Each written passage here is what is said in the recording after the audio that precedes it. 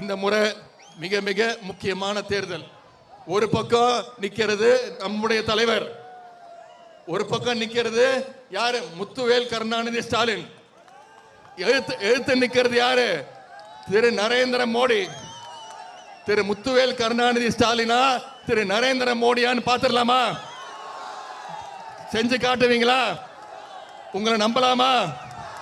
வருகின்ற 19ஆம் தேதி தேர்தல். ஜூன் 3ஆம் தேதி முத்தமிழ் கலைஞருடைய 100வது பிறந்த நாள். ஓட்டு எண்ணிக்கை 4ஆம் தேதி.